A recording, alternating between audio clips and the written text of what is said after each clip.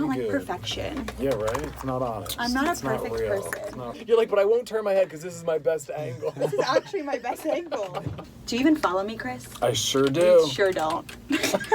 That's rude. Yeah. I don't like that. I got to work on that. I don't like that. I'm so ready to be a pop star. Tonight we're sitting down for an extended celebrity rehab with our pop culture guru, Nick Mora. That's right, and a lot of our listeners don't know that. Usually we do it remote, that you're not in the studio with I know, me. I call in from all over the world, boo. You are very busy, but we appreciate you always taking time. And busy. That's right, to give us the celebrity dirt. Yes. I just wanted to kind of sit with you a little bit and find out more about the work you do. What made you want to get into the world of celebrityism? I grew up with so many children of celebrities. I'm LA born and bred. Which is so rare. So rare. So rare. It's the rarest thing, and so I've always had the inside scoop and kind of always been an insider, but also an outsider at the same time. And I always thought celebrities were so fascinating because how did you get from rags to riches? Unless you've had people in the industry and you're a daughter of somebody, a lot of people, it's like a game of luck. You come here, live in your car for years until you finally make it.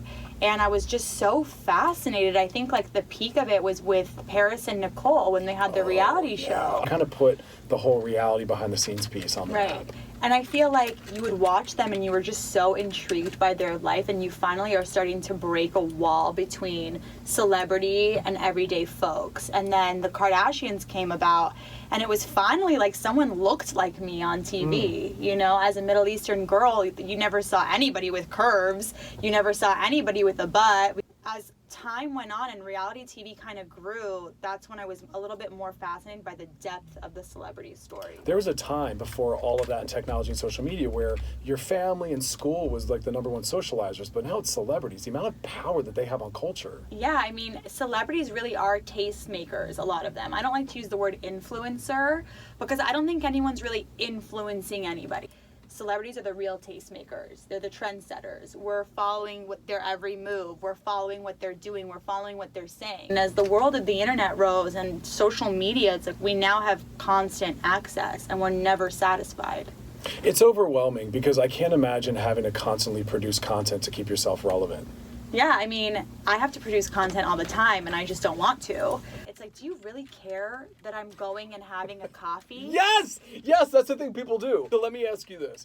What do you do, or what do you turn to get inspired when you're having a day, a week, or a month where your life is, occupying you in some other way, or you're just not really inspired what's happening? What do you do to stay Wow, motivated? you really got me on a day where I've actually had an uninspired week. No one really understands the world of creatives unless you are a creative. You don't know that you need to constantly be inspired, and if you are burnt out, there is no way that you're gonna be inspired. I take a minute and I center myself. I either meditate or I center myself, or I go and watch an episode of trash TV and I need to disconnect for a moment so that I can reconnect back. Nothing is better than watching the Kardashians from 7 years ago. Really? Nothing is better than watching old episodes and seeing how their faces have evolved, their lives have evolved, and those their two little bodies. ones, the two younger ones. I mean, I remember seeing a photo way back in the day, and they're just these little unfashionable nuggets, being kids. Kim knew that Kylie was going to be a Oh, star. really? I mean, all I want to do is talk about Kylie.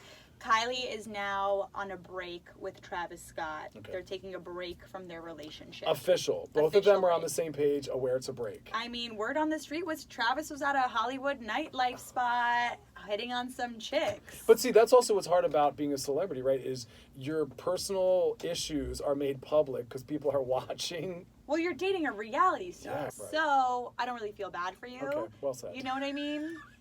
Once you get in with the Kardashians, you are set. Career made. Your career is made. I am just waiting to get invited to that Christmas party.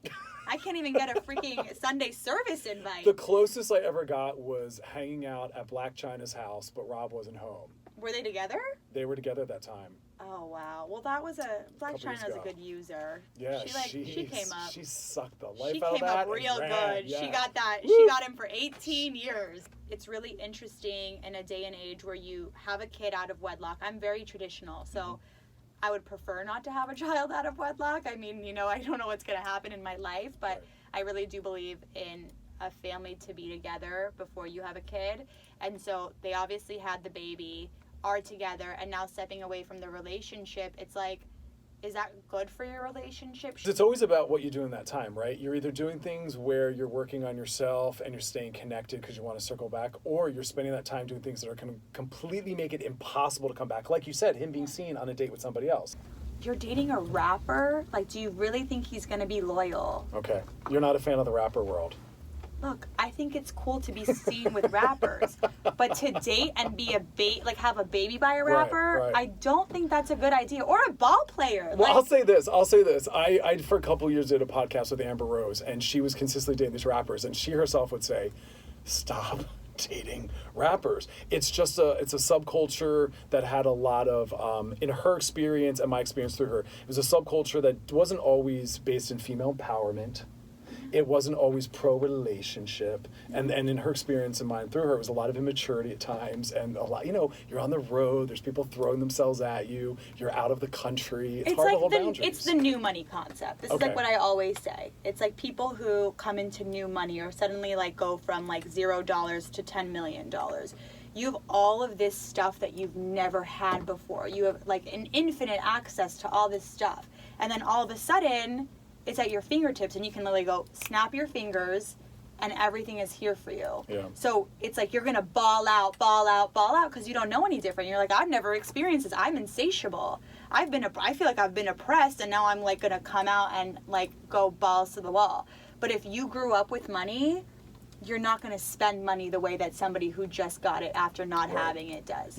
So you're basically saying date people that just don't have money. You're basically saying check in on their bank account. If it's over a certain number, red flag, panic. Okay. No, that's actually not true. Because listen, like, for example, Steph Curry is a great example of this. He comes from a line of basketball players. He comes from a line of wealth. He comes from a line of respect. I mean, listen, all ball players cheat, so I don't know if he does. Whoa! We're going to get some emails about that one, all ball players. They do. Come on. You guys are on the road. Nick is like, I'm not trying to win fans in the ball player area. I always thought I would be a great athlete's wife, but I never wanted to be an athlete's wife. That. You know what I mean? Unless they were like a cute Jewish soccer player. There's always like a little I would have done a cute role. Jewish soccer player.